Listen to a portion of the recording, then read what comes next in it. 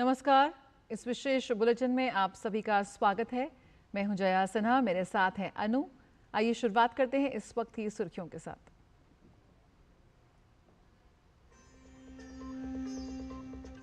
प्रधानमंत्री नरेंद्र मोदी ने किया जैन संत आचार्य विद्यानंद जी महाराज के जन्म शताब्दी समारोह का शुभारंभ। संस्कृति और विकास को साथ लेकर चलने का आह्वान। जल संरक्षण, एक पेड़ मां के नाम और स्वच्छता समेत 9 संकल्पों पर काम करने की दोहराई अपील।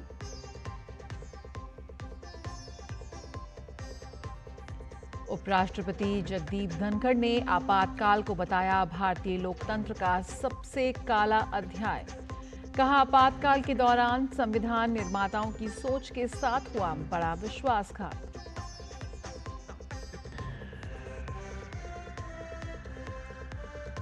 भाजपा ने कोलकाता दुष्कर्म मामले में 4 सदस्यीय जांच समिति का किया गठन।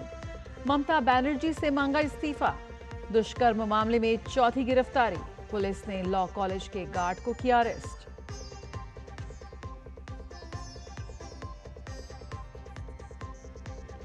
बिहार में रोजगार के साथ साथ कानून व्यवस्था पर जोर। मुख्यमंत्री नीतीश कुमार ने चयनित 21,391 नए सिपाहियों को प्रदान किए नियुक्ति पत्र। कहा, हमारी सरकार ने प्रदेश को जंगल राज से दिलाई मुक्ति।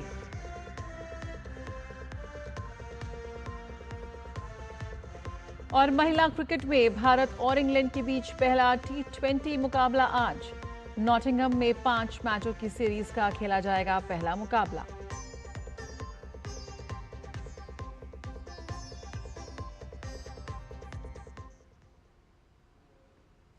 प्रधानमंत्री नरेंद्र मोदी ने आचार्य विद्यानंद जी महाराज के जन्म शताब्दी महोत्सव का शुभारंभ किया। दिल्ली के विज्ञान भवन में हुए कार्यक्रम में बड़ी संख्या में गणमान्य नागरिकों की उपस्थिति रही। पीएम ने इस अवसर पर स्मृति डाक टिकट, स्मारक सिक्का और आचार्य जी महाराज के जीवन पर आधारित पुस्तक का विमोचन किया। इसके साथ ही 1 वर्ष चलने वाले कार्यक्रमों का भी शुभारंभ हुआ। इनके अंतर्गत आचार्य विद्यानंद जी महाराज के जीवन और परंपरा का संदेश आगे बढ़ाया जाएगा। आचार्य विद्यानंद जी महाराज ने जैन दर्शन पर पुस्तकों की रचना की।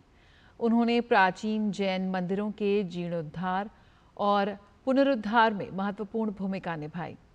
प्रधानमंत्री ने इस अवसर पर एक प्रदर्शनी का भी अवलोकन किया।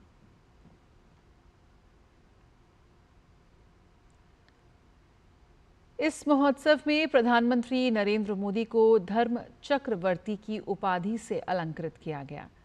पीएम को मानव कल्याण, विश्व शांति, पर्यावरण संरक्षण सहित विभिन्न क्षेत्रों में योगदान के लिए ये उपाधि दी गई। साथ ही राष्ट्र सेवा और समृद्ध सांस्कृतिक विरासत को आगे बढ़ाने में पीएम के योगदान का विशेष रूप से उल्लेख किया गया। अवसर पर आपने मुझे धर्म चक्रवर्ती की उपाधि देने का जो निर्णय लिया है, मैं खुद को इसके योग्य नहीं समझता। लेकिन हमारा संस्कार है कि हमें संतों से जो कुछ मिलता है उसे प्रसाद समझकर स्वीकार किया जाता है। और इसलिए मैं आपके इस प्रसाद को विनम्रतापूर्वक स्वीकार करता हूं और मां भारती के चरणों में समर्पित करता हूं। कार्यक्रम को संबोधित करते हुए आचार्य यज्ञ सागर जी महाराज ने प्रधानमंत्री नरेंद्र मोदी के नेतृत्व को सराहा। उन्होंने ऑपरेशन सिंदूर का जिक्र किया।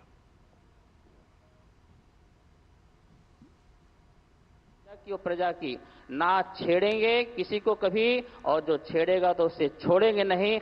जैसे जैसे जैसे आपने सिंदूर ऑपरेशन में करके दिखा दिया है। साहब ने कहा कि जो हमें छेड़ेगा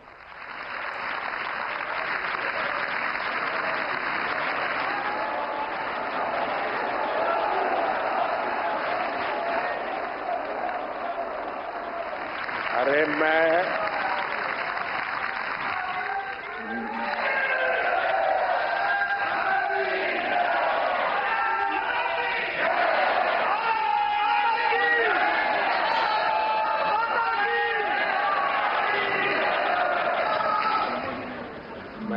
बहनियों के कार्यक्रम में हूं, अहिंसावादियों के बीच हूं और अभी तो आधा वाक्य बोला हूं और आपने पूरा कर दिया।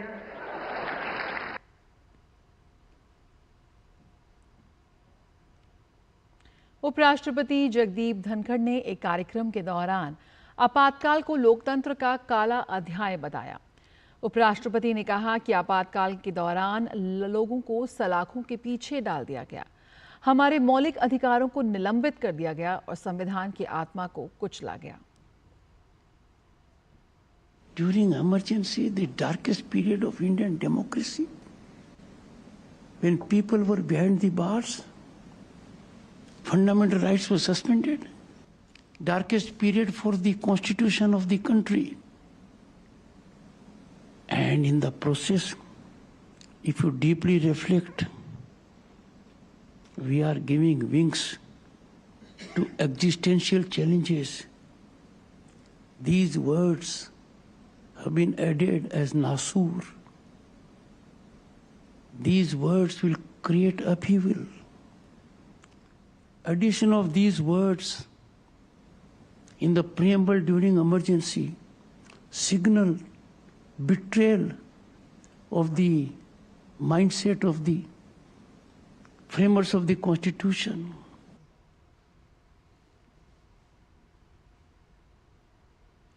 झांसी में केंद्रीय राज्य मंत्री बीएल वर्मा आपातकाल को लेकर एक कार्यक्रम में शामिल हुए। इस दौरान उन्होंने कहा कि आपातकाल को बीजेपी काला दिवस के रूप में मना रही है। इस आपातकाल के दौरान जनसंघ से लेकर अन्य दलों के लोगों के साथ साथ आरएसएस पर प्रतिबंध लगाया गया। उन्होंने पूर्व प्रधानमंत्री इंदिरा गांधी को घेरते हुए कहा कि सिर्फ अपनी कुर्सी बचाने के लिए उन्होंने देश पर आपातकाल थोपा था। इस आपातकाल के लगने से जनसंघ से लेकर के हमारे अन्य पार्टियों के लोग,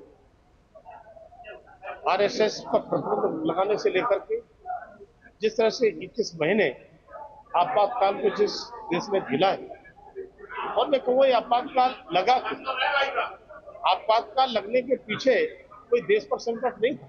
न जाने कितने लोगों के नाखून खींचने से लेकर के बिजली के झटके लगाने से लेकर और ऐसे ही जेल में डाल दिया, और उसमें लगभग 1,40,000 लोगों के लिए पूरा देश जेल खाना बना दिया।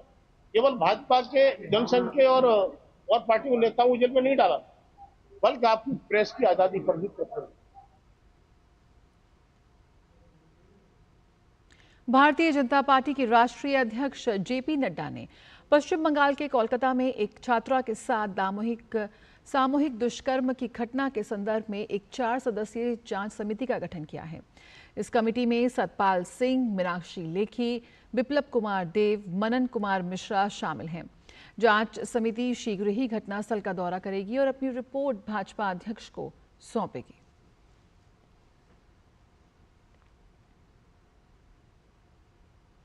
पश्चिम बंगाल में केंद्रीय मंत्री सुकांत मंजुमदार ने अन्य भाजपा कार्यकर्ताओं के साथ 25 जून की शाम को कोलकाता के साउथ कलकत्ता लॉ कॉलेज में कथित सामूहिक बलात्कार की घटना के खिलाफ विरोध प्रदर्शन किया। भाजपा ने तृणमूल कांग्रेस और उसके नेतृत्व वाली सरकार को कटघरे में खड़ा करते हुए मुख्यमंत्री ममता बनर्जी से इस्तीफा मांगा।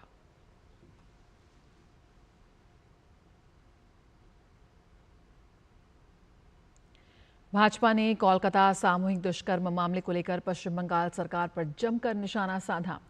भाजपा ने घटना के लिए पश्चिम बंगाल के मुख्यमंत्री ममता बनर्जी से माफी मांगते और मुख्यमंत्री पद से इस्तीफा देने की मांग की है।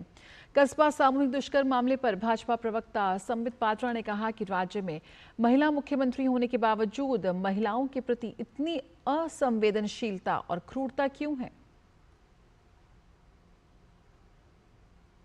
25 जून के दिन कस्बा लॉ कॉलेज में जिस प्रकार का एक जघन्य गैंग रेप का केस हुआ है, उसको लेकर आज पूरे भारतवर्ष में, पूरे हिंदुस्तान में एक दुख का माहौल है, अचरज का माहौल है कि आखिर बंगाल किस तरफ बढ़ रहा है।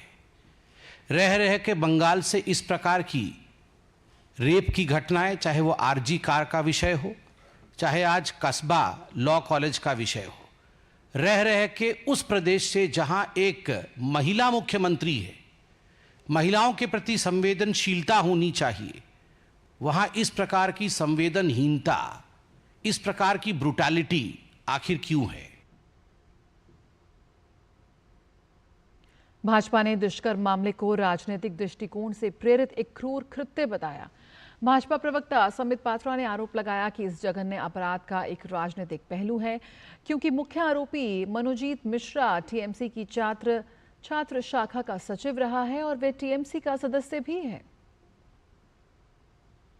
कस्बा लॉ कॉलेज के रेप केस को देखा जाए, विक्टिम ने खुद स्टेटमेंट जारी किया है, लिखित स्टेटमेंट। उसको ध्यान से पढ़ा जाए तो एक बात स्पष्ट होता है कि यह पूरा गैंग रेप का जो कुचक्र हुआ है, यह कहीं ना कहीं स्टेट स्पॉन्सर्ड ब्रूटैलिटी है, एक राजनैतिक दृष्टिकोण से प्रेरित जघन्य क्रूरता है, क्योंकि इसमें एक कॉलेज के यूनियन का संबंध है।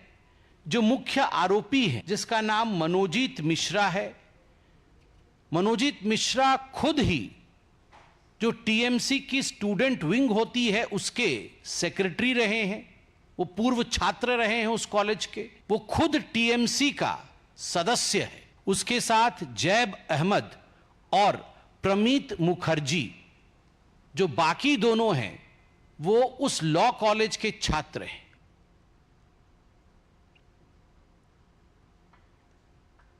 पश्चिम बंगाल विधानसभा में नेता प्रतिपक्ष शुभेंदु अधिकारी ने कोलकाता में कथित गैंगरेप मामले पर ममता बनर्जी सरकार पर निशाना साधा। उन्होंने कहा कि ममता बनर्जी के राज में कोई भी बेटी सुरक्षित नहीं है। शुभेंदु अधिकारी ने कहा कि कोलकाता में आज नहीं बल्कि पिछले 14 वर्षों से हो रहा है ये। बंगाल में जब तक ममता बनर्जी को हटाया नहीं जाता, ऐसी घटनाएं नहीं रुकेंगी। ममता बनर्जी का रिजिम में वहाँ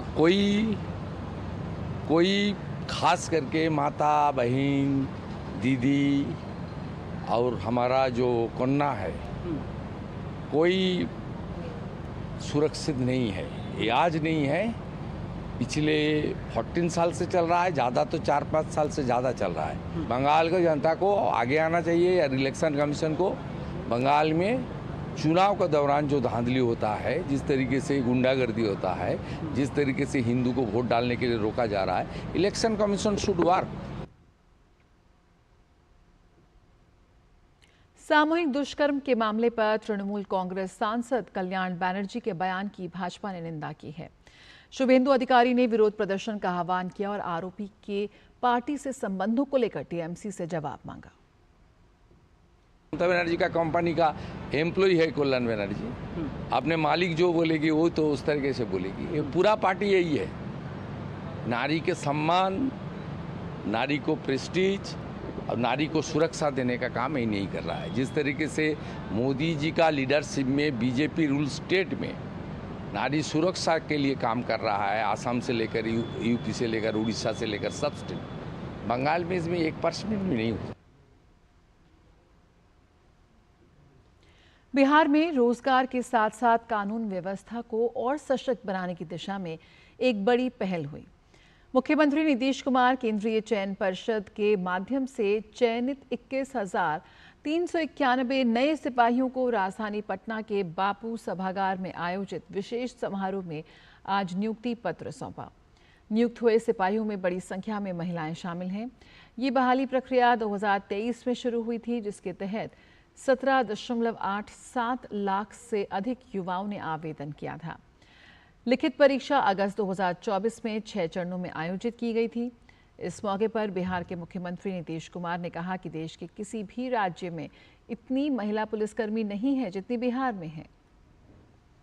इस बार जो हुआ 21,391 सिपाहियों की सीधी बहाली का काम पूरा हो गया है, तो ये तो खुशी की बात है कि इनकी हो गई है। इसमें इन्होंने ये भी कर दिया है कि कुल मिलाकर के इन लोगों के लिए और लोगों की संख्या होने वाली है और ये अगले बार जो है ये कुल मिलाकर के इसमें से जो हमने कहा 19,838, ये तो इतना हो गया 21,391। आप सबका स्वागत है।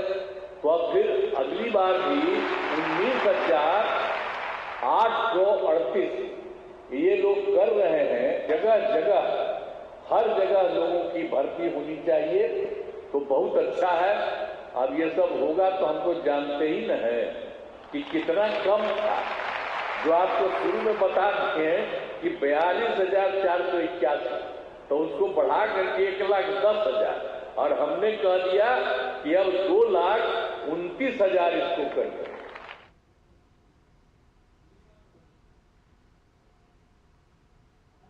यहाँ पे रुकेंगे एक छोटे से ब्रेक के लिए, जल्द हाजिर होते हैं।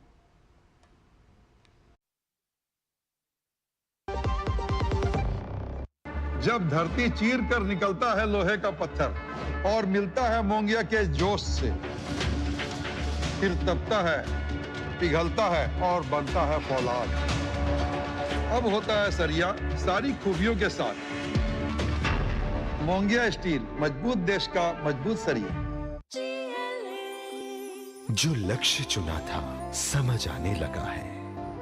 GLA यूनिवर्सिटी, उच्च लक्ष्यों की निश्चित प्राप्ति। ब्रेक के बाद स्वागत है। मोदी सरकार के 11 वर्षों में संसद में कई बदलाव हुए हैं। रेल बजट और आम बजट को मिला दिया गया, अनुच्छेद 370 को निरस्त किया गया, नया संसद भवन बना और नारी शक्ति वंदन अधिनियम 2023 पारित हुआ। सरकार ने कई पुराने कानूनों को भी हटाया है। संसद को कागज रहित बनाने पर जोर दिया जा रहा है। केंद्रीय संसदीय कार्य मंत्री किरेन रिजिजू ने कहा कि मोदी सरकार में कई महत्वपूर्ण संसदीय निर्णय हुए हैं और सरकार ने अब तक 421 बिल पास किए, तो वहीं अब तक कुल 1576 पुराने और निरर्थक कानूनों को निरस्त किया गया। रेल बजट और आम बजट को मिलाने और आम बजट को हर साल 1 फरवरी को पेश करने का ऐतिहासिक फैसला लिया गया। इसी तरह जम्मू कश्मीर में समाज के सभी वर्गों के लिए समान अवसर सुनिश्चित करने के लिए अनुच्छेद 370 और उसके तहत राष्ट्रपति के आदेशों के कुछ प्रावधानों को निरस्त किया गया। वहीं पीएम मोदी के भविष्यवादी दृष्टिकोण के चलते देश को सितंबर 2023 में नई संसद मिली, जब संविधान सभा से शुरू हुई 75 वर्षों की संसदीय यात्रा पर एक विशेष सत्र का आयोजन हुआ, जिसमें राष्ट्रीय और राज्य स्तर पर नीति निर्माण में जनप्रतिनिधियों के रूप में महिलाओं की अधिक भागीदारी सुनिश्चित करने के लिए संसद में नारी शक्ति वंदन अधिनियम 2023 पारित किया गया।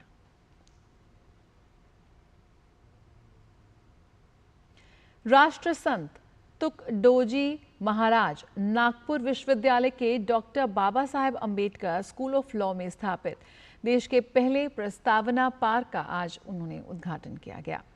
इस अवसर पर देश के मुख्य न्यायाधीश भूषण गवई ने भारत रत्न डॉक्टर बाबा साहेब अंबेडकर की प्रतिमा का भी अनावरण किया। प्रस्तावना पार्क में भारतीय संविधान के 10 मूल्यों के भित्ति चित्र लगाए गए हैं। इस अवसर पर केंद्रीय मंत्री नितिन गडकरी, मुख्यमंत्री देवेंद्र फडणवीस और सामाजिक न्याय मंत्री संजय शिरसाट मौजूद रहे।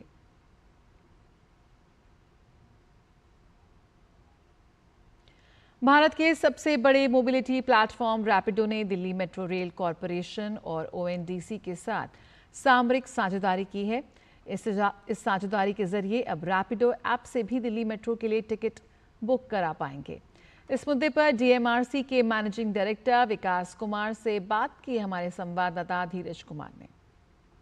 इस वक्त हमारे साथ DMRC के MD विकास कुमार मौजूद हैं। एक करार जो हुआ है रैपिडो के साथ, इस करार के क्या मायने हैं? जो हमारी लास्ट माइल है, जब पैसेंजर को मेट्रो स्टेशन पे आना पड़ता है और मेट्रो स्टेशन से अपने गंतव्य जाना पड़ता है, तो इसके लिए उसके पास ऑप्शंस लिमिटेड थे। रैपिडो के आने से ये हो गया कि वो अपनी कन्वीनियंस पे अपने ऑप्शन बुक कर सकता है और वो राइड को ले सकता है और मेट्रो का टिकट भी बुक कर सकता है। तो ये उसके लिए बहुत बड़ा एडवांटेज है और सीमलेस है। एक ही क्लिक में वो अपनी लास्ट और फर्स्ट माइल की राइड भी बुक कर लेगा और मेट्रो टिकट भी बुक कर लेगा और उसको पता भी रहेगा कि उसकी राइड इस टाइम है। अदरवाइज़ और जो मोड्स हैं उसके लिए बस है या उसके लिए उसको वेट करना पड़ता है कि कब बस आएगी कब नहीं आएगी। मेट्रो की भी अपनी बस सेवाएं हैं जो एक स्टेशन से लास्ट पोजीशन तक है, तो उसके साथ ये सेवाएं कितना महत्वपूर्ण है? देखिए, मेट्रो की बस सेवाएं जो हैं वो मेट्रो नहीं, वो दिल्ली सरकार की जो डिपार्टमेंट है, ट्रांसपोर्ट डिपार्टमेंट, वो चलाता है, ठीक है। वो भी एक मोड है लोगों के जाने के लिए। मैं बता रहा हूँ ना, यहाँ पर आजकल ऑप्शन ये है कि पैसेंजर को आप ऑप्शन दीजिए, जो मोड उसको सहूलियत लगे वो इस्तेमाल करे। तो ये एक रैपिडो भी एक ऑप्शन मिला है उसे, उसी तरह बस तो एक ऑप्शन है ही उसके पास।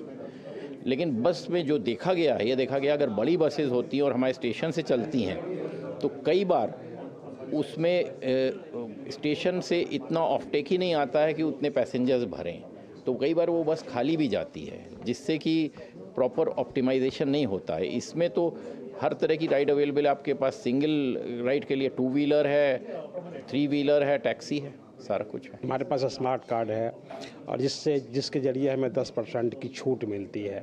रैपिडो भी दावा कर रही है कि हम जो पैसेंजर हैं, जो यात्री हैं, उनको हम छूट देंगे। इसको हम किस तरीके से देखें?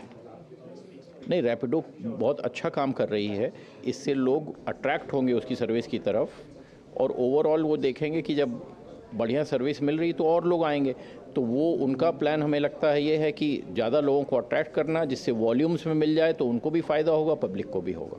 इस करार से जो आम जनता है, जो आम यात्री है, उनको ज़रूर अधिक से अधिक फ़ायदा मिलेगा। क्या नाम है? सुमित धीमान के साथ धीरज कुमार, DD न्यूज़, दिल्ली। और अब बात कर लेते हैं दिल्ली NCR की। दिल्ली NCR में शनिवार को मौसम ने करवट ली और कई इलाकों में तेज बारिश हुई, जिससे गर्मी से परेशान लोगों को बड़ी राहत मिली है। बारिश के बाद तापमान में गिरावट दर्ज किया गया है और मौसम खुशनुमा हो गया है। बता दें कि भारतीय मौसम विज्ञान विभाग यानी IMD ने शनिवार और रविवार को दिल्ली NCR में बारिश की संभावना जताई थी।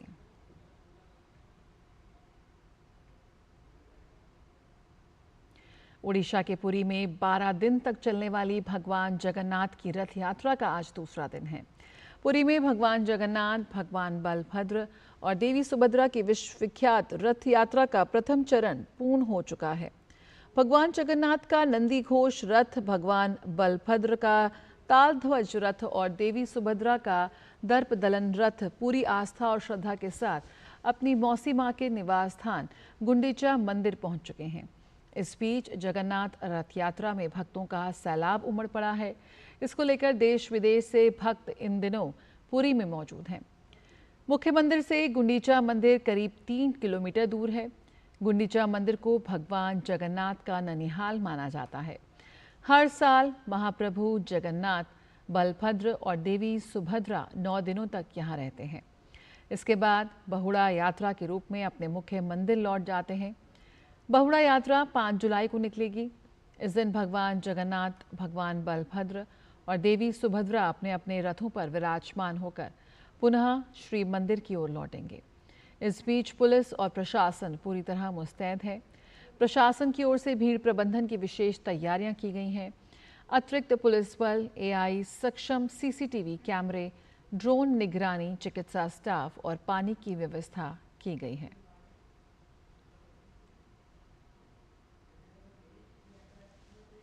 भारत और फ्रांस के बीच संयुक्त सैन्य अभ्यास शक्ति का 8वां संस्करण 18 जून से शुरू होकर 1 जुलाई 2025 तक ला कैवलरी फ्रांस में चलेगा। ये चल रहा है और ये भारत और फ्रांस की सेनाओं के बीच एक द्विवार्षिक प्रशिक्षण अभ्यास है, जिसका उद्देश्य पारस्परिक संचालन क्षमता, संचालन समन्वय और सेना से सेना संपर्क को सुदृढ़ करना है। अभ्यास में भारतीय सेना की टुकड़ी, जिसमें जम्मू और कश्मीर राइफल्स की एक बटालियन के नेतृत्व में एक सर्वशस्त्र दल और फ्रांसीसी सेना की 13वीं विदेशी सेना हाफ ब्रिगेड शामिल हैं।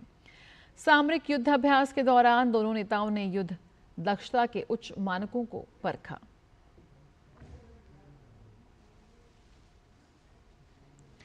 केंद्रीय गृह एवं सहकारिता मंत्री अमित शाह ने भारत को प्रतिष्ठित world police and fire games 2029 की मेजबानी मिलने पर प्रसन्नता व्यक्त करते हुए इसे हर भारतीय के लिए गौरव का क्षण बताया है। केंद्रीय गृह एवं सहकारिता मंत्री ने एक्स प्लेटफॉर्म पर यह पोस्ट किया और कहा कि भारत को प्रतिष्ठित world police and fire games 2029 की मेजबानी मिलना हर भारतीय के लिए गौरव का क्षण है। उन्होंने कहा कि भारत को इन खेलों की मेजबानी मिलना प्रधानमंत्री श्री नरेंद्र मोदी जी के नेतृत्व में देश में विस्तृत खेल इंफ्रास्ट्रक्चर के निर्माण की वैश्विक मान्यता को दर्शाता है।